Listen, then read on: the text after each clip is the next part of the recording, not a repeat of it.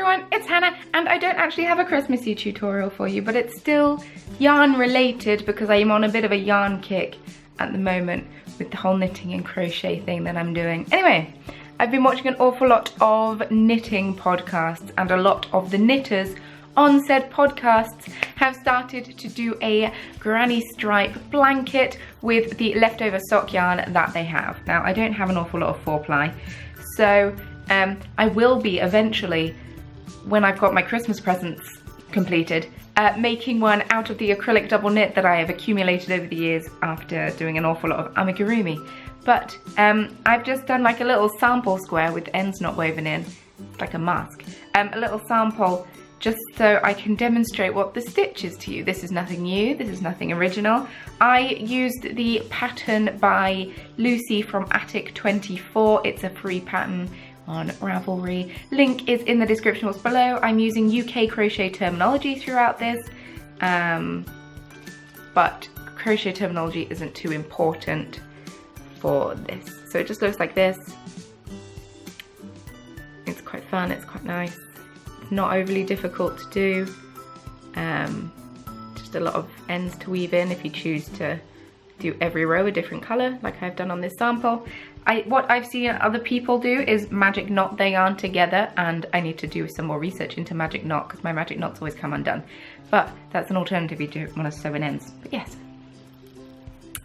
This is the granny stripe. I go through how to do it with you. So, ooh, just hit myself in the face with my ends. So I hope that you enjoyed the tutorial, but you didn't click on this video to watch me waffle on. Let's just get on with the tutorial, shall we?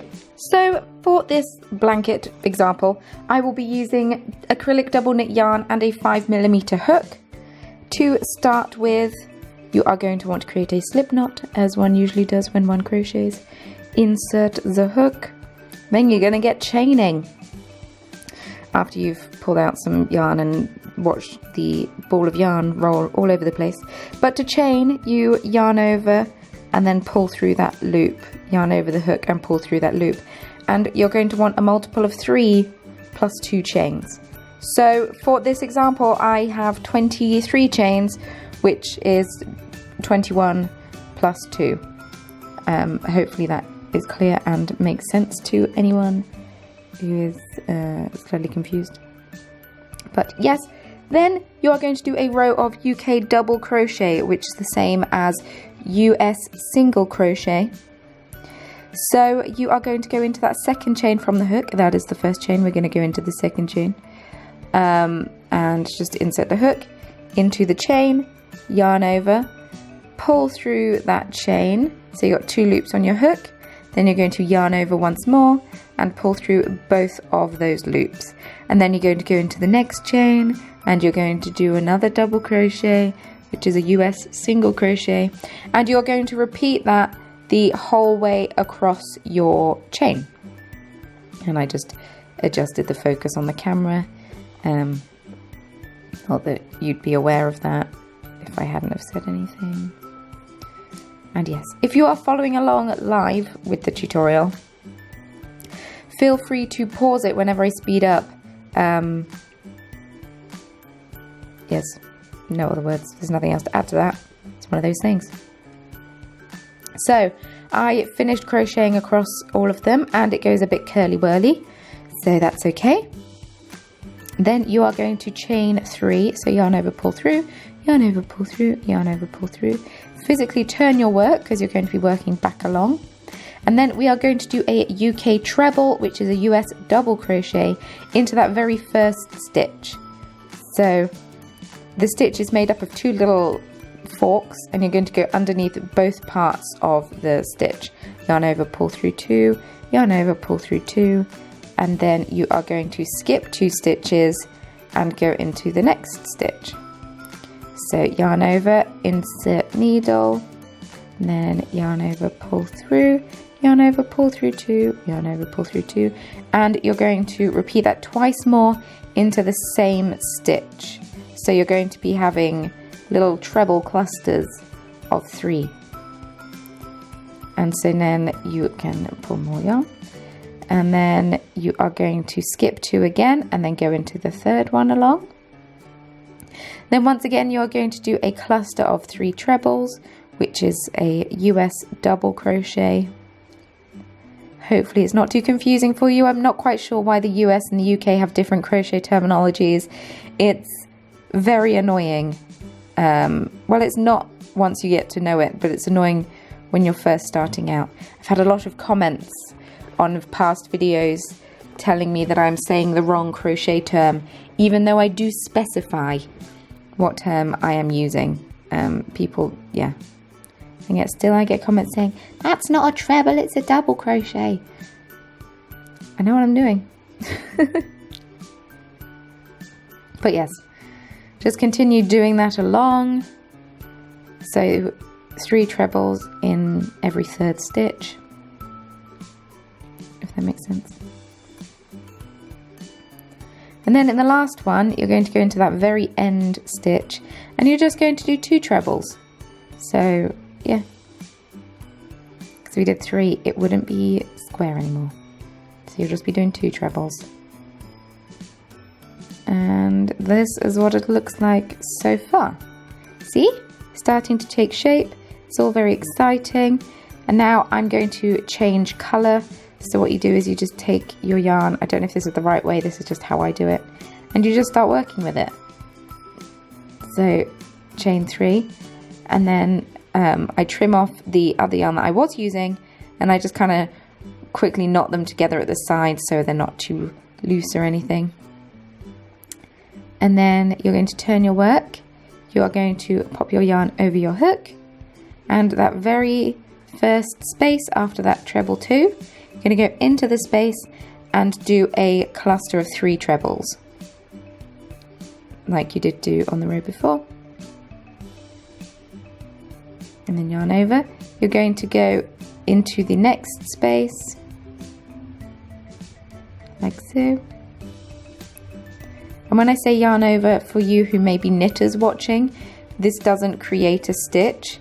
It's just preparing you for the treble / double crochet you're about to be doing. So don't get confused. But you're just going to do a cluster of 3 trebles into each of the spaces along the row. Yeah. On a traditional granny square, you usually chain in the middle between, but on this you don't. And I'm not quite sure why you don't on this, but you don't. And it works, so I'm not going to start questioning the amazing Lucy from Attic 24, because she knows what she's doing. It's a great website if you're new to crochet and it's something you're interested in. Okay, and then for the last one, you're going to go into that top of the chain 3 from the row before, and you're just going to do 1 treble. Just one normal one. And then you're going to grab your next colour of yarn and do a chain 3. Although I think I changed, no I didn't. That was something else I made. So just do a chain 3. Again, I'm confusing myself. Once again, trim off any excess, tie it in a quick knot. And note to self, be a bit tidier when filming videos. It's always difficult when yarn's involved. So you're turning your work. You are yarn overing and then going into that first space, which is right next to where the treble you just did was. You're going to do 1 treble, and so it's going to be a cluster 2, and then for the rest of the row you continue as normal with your cluster of 3 trebles. As you can tell, this is quite a repetitive but also very therapeutic stitch.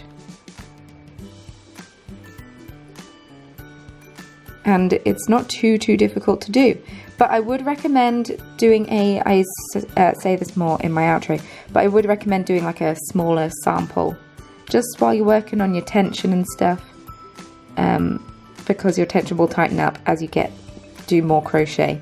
If you are new to crochet, if you're not, then just go wild. But yeah, in that very last stitch you are just going to do a treble, or 2 trebles, sorry. And then you're going to repeat the row that you just did before that. So repeat that variegated blue row. Yes. And you're just going to keep repeating those 2 rows. So you're going to keep repeating the variegated blue row and the light purple row for the whole blanket. And once you've done 2 of the rows, you won't need to look at the instructions anymore, because it honestly is that easy. Even if I do fart around a little bit with my yarn right now, because it's like I forgot what my hands are meant to do when I crochet. And yet you don't have to do each row a different colour, you can just magic knot them, and yeah, great fun. So for me, every variegated blue row is the same technique, and then every coloured row is the same. How fun! If what I just said confused you, please ignore me, it made sense in my head, but maybe didn't make sense as I was speaking. But yeah, you're just going to keep repeating these 2 rows until your blanket is long enough to, you know, be the size you want it to be. So now you know how easy it is to make your very own granny stripe blanket. It's just going to be a long process. Yeah, so multiple of 3 plus 2. Feel free to adjust the hook size if you're using a different thickness of yarn. If you're using 4-ply, you're not going to want to use a 5mm hook. I'd go down to a 3 or a 3.5, even a 4 at largest. But yes. If you did enjoy this granny stripe tutorial, don't forget to hit that thumbs up button. Your support means the world to me. Also, don't forget to check out Thursday's video. It was time for another Crafty Chat podcast. So if you want to know what I have been up to, check out that podcast. Because I tell you, or I will tell you, I haven't filmed it yet. I'm filming this on Wednesday. I'm being very organised this week. If you happen to enjoy this video, don't forget to hit that thumbs up button. Your support means the world to me. And why not hit subscribe? I post a new craft tutorial every Sunday here in the Corner of Craft. And then I post a bonus video on a Thursday as well. Every other Thursday get a podcast, like the Thursday just gone. And then the Thursdays in between, you get whatever kind of video I fancy showing you. You also don't have to make a blanket using this technique. You can make quite a nice cowl with it. If you just, you know, made it longer, obviously. Or a coaster, which is kind of what this has become. I would recommend before embarking on a blanket doing a small practice square of probably about this size. So I did 23 chains in the first row, just so you know you can work on your tension and you can decide if you actually enjoy doing it before you embark on a 200+ stitch blanket and then think, why have I done this? What have I done to myself? But I've enjoyed it, so I will be starting one of these at some point. I just really hate crocheting into chains, and you have to do it so much in the beginning. But hey, it's one of those things. If you do happen to recreate something using one of my tutorials, I would like to see a picture of it, so feel free to post a picture on social media using the hashtag #TheCornerOfCraft. That way I can check it out, see how talented you are, and all of that fun stuff. Links to all of my social media can be found in the description box of this video, and so feel free to follow me or like or do whatever verb that site calls for down there. And yes, thank you very much once again for watching, and I shall see you very soon in my next video. Bye!